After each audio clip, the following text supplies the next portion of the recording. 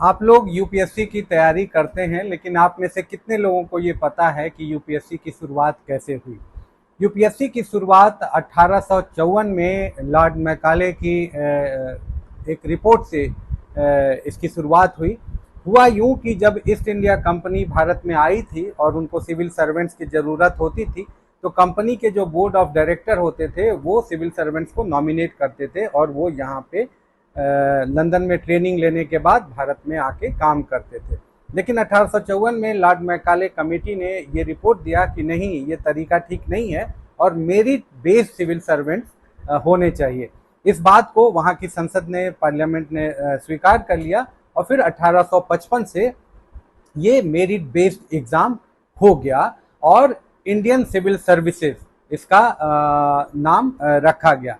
अब सवाल ये था कि ये परीक्षा मेरिट बेस्ड तो हो गई और 18 से 23 साल की उम्र के लोग ही इसमें अपियर हो सकते थे, लेकिन ये होती लंदन में थी, तो इसलिए भारतीयों का उसमें जाना मुश्किल बना रहा। लेकिन 1864 में सत्येंद्रनाथ टैगोर, जो रविन्द्रनाथ टैगोर जी के भाई थे, वो पहले भारतीय थे जिन्होंने आईसीएस की परीक्षा पास की। परीक्षा इसलिए भारतीय नहीं पास कर पाते थे क्योंकि उसमें जो सवाल होते थे वो यूरोप के लिटरेचर और वहाँ की सोसाइटी से रिलेटेड होते थे, तो ऑफ कोर्स उनकी मालूमात कम होती थी, तो वो उसको क्रैक नहीं कर पाते थे। 1864 में सत्येंद्रनाथ टैगोर के आईसीएस बनने के कुछ साल के बाद कुछ और भारतीयों ने इस परीक्षा में सफलता प्राप्त की। भारतीय लगातार इस बात की मांग करते रहते थे कि ये परीक्षा भारत में आयोजित होनी चाहिए, लेकिन इसको बहुत लंबा वक्त लगा और फाइनली 1922 में ये हुआ कि अब ये परीक्षा इंडिया में भी होगी। लंदन के साथ साथ इंडिया में भी ये परीक्षा होगी।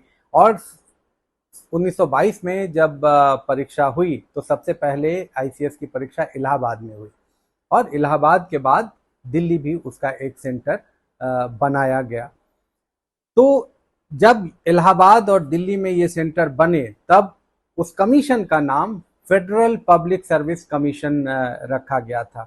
फिर 1922 से लेके ये आज़ादी के बाद भी ये नाम चलता रहा। 26 नवंबर 1950 को जब हमारा संविधान स्वीकृत हो गया, लागू हुआ, तब जो फेडरल पब्लिक सर्विस कमीशन था उसका नाम बदल के यूनियन पब्लिक सर्विस कमीशन रखा गया, यूपीएससी जिसको आप लोग कहते हैं।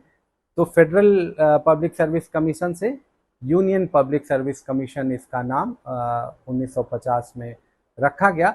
और जो ट्रांजिशन हुआ उसमें जो चेयरपर्सन और जो मेंबर्स थे फेडरल पब्लिक सर्विस कमीशन के 1950 में, उनको भी यूपीएससी का मेंबर और चेयरमैन रखा गया भारतीय संविधान के मुताबिक। तो ये एक संक्षिप्त इतिहास यूनियन पब्लिक सर्विस कमीशन का है और जो लोग भी यूपीएससी की तैयारी करते हैं उनको ये जरूर जानना चाहिए, क्योंकि हो सकता है कभी इससे जुड़े सवाल उनको इंटरव्यू में पूछ लिया जाए।